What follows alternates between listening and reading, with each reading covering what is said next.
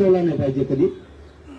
तुमचं लेकरू बसलंय, समाजासाठी बसलंय, तुम्हाला ज्या दिवशी वाटेल की हे व्यवस्थित नाही करत त्या दिवशी नका ना, आपण ज्या दिवशी ते कष्टाना करते त्या दिवशी तरी समाजाला पाजार फुटला पाहिजे. आपलंच लेकरू म्हटलं चला मुंबईकडे, शंका कुशंका नको, कोणी ते ठेवू नका. मी खरंच नाहीये आणि तुमच्याकडून काही चुका झाल्या असल्या तुम्ही मान्य करा समाजापुढे. मी करतो, मी चुकलेल्या समाजाला सांगतो. सगळं महाराष्ट्रात तुम्ही सुद्धा धनगर बंद ऐकता, मी सगळं मान्य करतो. असं झालंय, तुमच्याकडून काय झालं असेल सोडून द्या.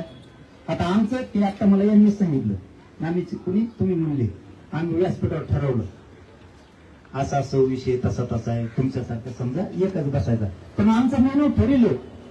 आमचेच लोक म्हणले व्यासपीठावर नको दुसरं कोणी, तुम्ही एकटे.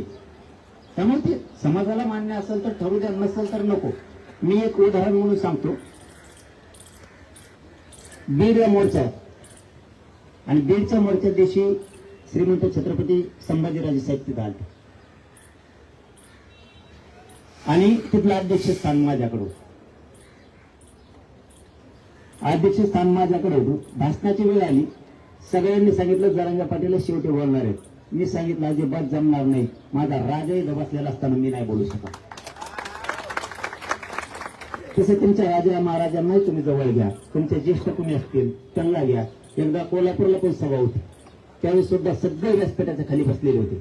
मी स्वतः श्रीमंत शिवराजे महाराज साहेबांना आणि श्रीमंत संभाजीराजे साहेबांना म्हणलं व्यासपीठावर घ्या, नाही तर मी व्यासपीठाच्या खाली जातो.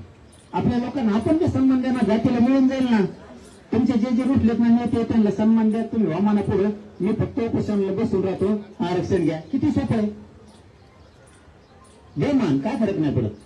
त्यांना बोला, मी बोलणार आहे, मी पण बोलणार आहे. खरं सांगतो, मी आता गाडीत बसलो ना, तुमच्या सगळ्या धनगराच्या नेत्याला बोलणार मी. तो तर असा भोंगाला येतो त्यांच्या मागं, घरी झोपलेच कसा लेकराला नाही मला आजपासून त्यांच्या मागे